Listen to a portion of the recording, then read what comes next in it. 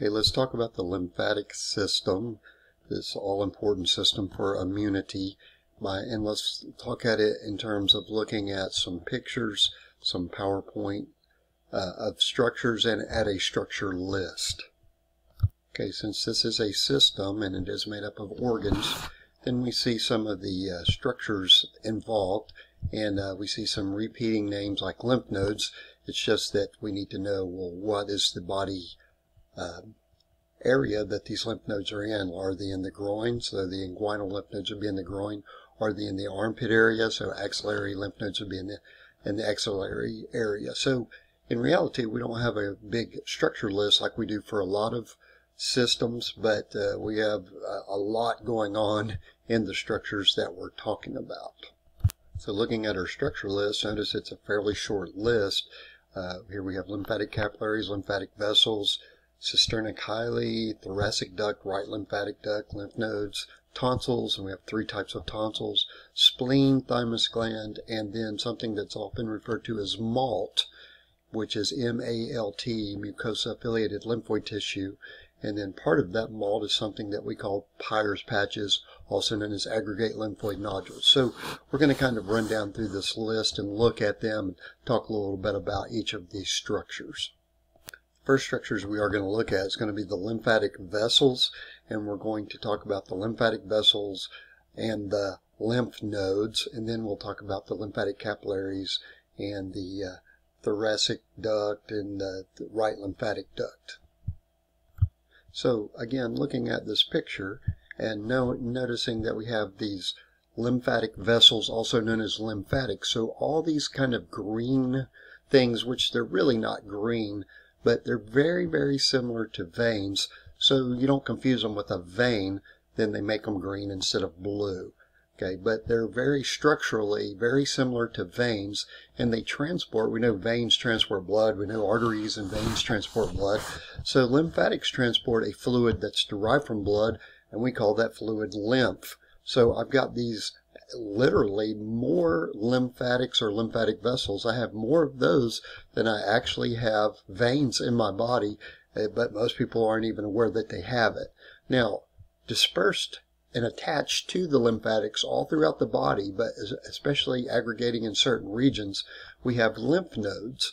And so most of us have probably known we've had lymph nodes for quite a while, even though we might not have realized that we had lymphatics or lymphatic vessels. But the lymph nodes, most of us realized that we had some lymph nodes in our neck, because at some point in our life we probably had a sore throat where our lymph nodes and our neck swelled up. But we literally have them all over our body. It's just that we do have them kind of gathered in specific areas. So if you notice, lumbar lymph nodes are going to be lymph nodes in the lower back region. Cervical lymph nodes are going to be lymph nodes in the neck region. Axillary lymph nodes in the armpit region, and so forth. But notice we do have lymph nodes scattered throughout the whole body. Now let's talk about the lymphatics or the lymphatic vessels. Well, just like our blood vessels branch down and form blood capillaries, then our lymphatic vessels also have lymphatic capillaries. Now, our blood is a closed system, meaning that the arteries are connected to the veins with capillaries, and everything's connected to the heart. Therefore, we can circulate oxygenated blood through our arteries, what would be called our systemic arteries, and then we can exchange materials from the blood at the capillaries into the tissues. So our cells and tissues here are receiving the contents of blood. You can see the arrows represent the content of blood, seeping out of the capillaries into the tissues to take the tissues, the oxygen, the glucose, the amino acids, all the things, the hormones, all the things that the tissues need. Okay, and then the blood, picks up carbon dioxide and waste materials and goes into the veins. And we, of course, the systemic veins start out as something called venules, and they go back to the heart. So we call the blood a closed system. But notice the lymphatics, the lymphatic capillaries, are not attached to something else. Instead, they receive fluid that has actually started out as plasma and escaped and became interstitial fluid, and then some of that interstitial fluid actually went back into the blood, but not all of it did. So where did the excess interstitial fluid go? Well, it went into the lymphatic capillaries. It became a fluid that we call lymph, and then it is also the lymph is going to actually go back to the bloodstream before it enters the heart. So just like the blood from the arteries are blood going away from the heart, veins are blood that's going towards the heart. Well, just like the venous blood, the systemic venous blood is delivering blood back to the heart, then the lymphatics are delivering the lymph that was actually derived from the blood back to the heart. So again, the fluid portion of the blood called plasma leaks out around the tissues, around the cells, and that fluid now becomes interstitial fluid. Some of that interstitial fluid goes back into the blood, some of it stays around the cells, and some of it actually goes into the lymphatic capillaries where it becomes lymph, and then it's going to be squeezed back towards the heart. Now again, here's a systemic artery, here's a systemic vein, and here is my lymphatic vessels. And notice that my lymphatic vessels actually have valves. We know that veins have valves, arteries don't have valves. So again, the arteries have blood pressure pushing blood through it, but the veins and lymphatics actually have to have external pressure pressing against it, such as our muscles, to squeeze the lymph back towards the heart. So the venous blood would be going this way towards the heart, and the lymph is actually going towards the heart, where it will empty back into the veins before it goes into the heart. Here we actually see a lymphatic vessel. Notice in reality it's not green, but we can literally see a valve inside of it, and of course valves stop backflow. So notice how thin a lymphatic vessel is. It's structured much more like a vein. Arteries have very thick walls because they have a lot of blood pressure inside of them. Okay, now where is the lymph being squeezed? Well, once it enters the capillaries, then it runs through the lymphatic vessels, and eventually it goes to two places. Okay, notice here is our venous system right here. Here's our brachiocephalic vein.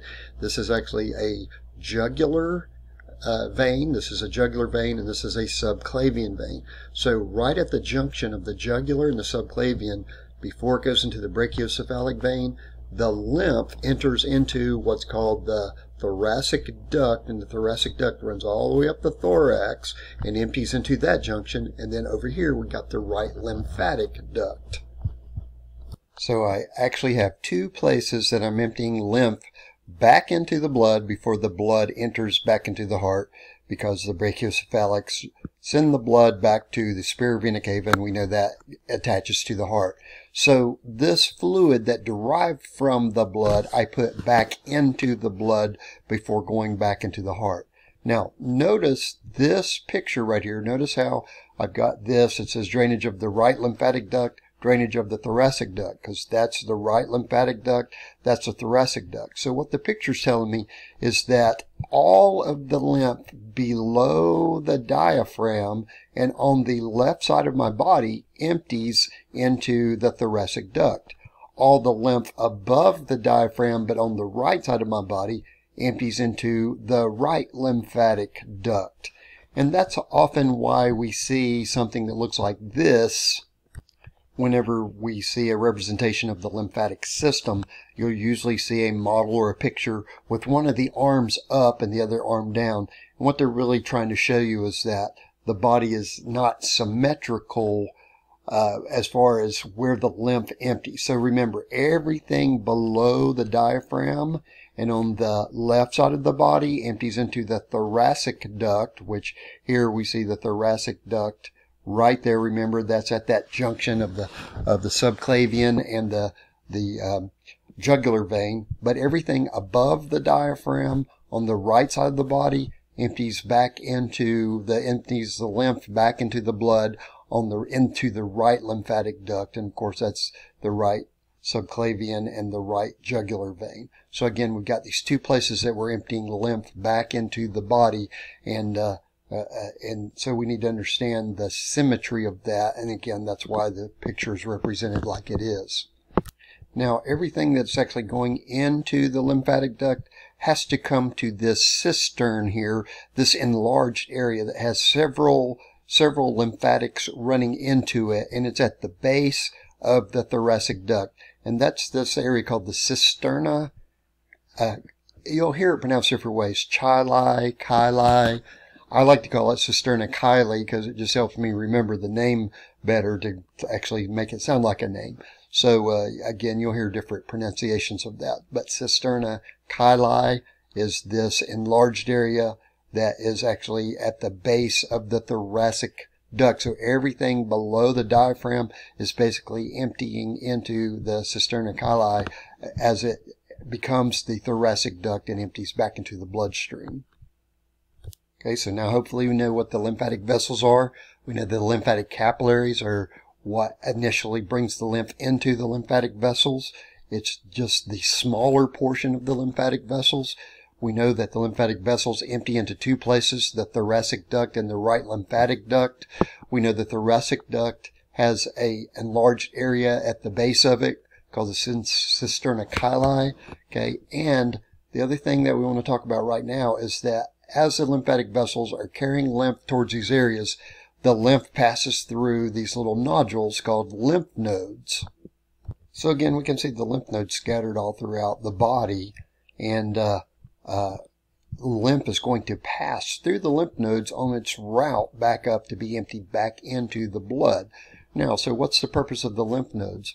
Well, we know that the lymphatic system has a lot to do with immunity, so the lymph nodes are really important in immunity. Okay, here I see a structure of a lymph node. I have several what's called afferent vessels, which are bringing lymph towards the lymph node, and one efferent vessel that allows lymph to leave the lymph node. Now, as the lymph goes through here, what it's doing is actually bringing invaders or bringing our white blood cells called antigen presenting cells to the lymph nodes, because in the lymph nodes we literally have some immune cells called B cells and T cells which do specific immunity, and that's a whole nother subject. Okay, but they do specific immunity, but we have to activate the cells that do specific immunity to get them ready to go fight the infection. So how do we activate them? Because they tend to hang out in the lymph nodes. Now, it doesn't mean they're in the lymph node all the time, but they do tend to hang out there for periods of time. So it's easiest for us to find a B cell or T cell that recognizes the invading pathogen, or also what's called an antigen, and to activate it, to activate our immune system, we send either a cell that's already come across the invader or the invader itself into the lymph node, activate the B cells and T cells against it. The B cells actually produce antibodies, and the T cells actually become activated and go kill cells that are infected with infections, especially viruses. Now that's a whole subject on its own, but the lymph nodes are kind of like guard towers where the soldiers hang out until they're activated to go fight the enemy. Okay, we have some specific lymph nodes that are called tonsils, and there's actually 3 pair of tonsils. Now, if somebody says, have you had your tonsils out, most of the time they're talking about the palatine tonsils. And if you've ever heard the term adenoids, those are actually called pharyngeal tonsils, and they're in your upper respiratory area, and your palatine tonsils are in the back of your throat. And then one that most people aren't familiar with are called lingual tonsils, and they're at the base of your tongue. But what these are actually lymph nodes that do not have a capsule surrounding them, but they're actually exposed to the open air that's coming in through your nose or through your mouth. And so if any bacteria or viruses or whatever come through here, the bacteria viruses tend to get trapped in these crypts, and that activates those white blood cells here that are ready to kill whatever got exposed. And of course, when we do get exposed and we're activating those, that's when these things tend to swell up, because inflammation is part of the process of activating these.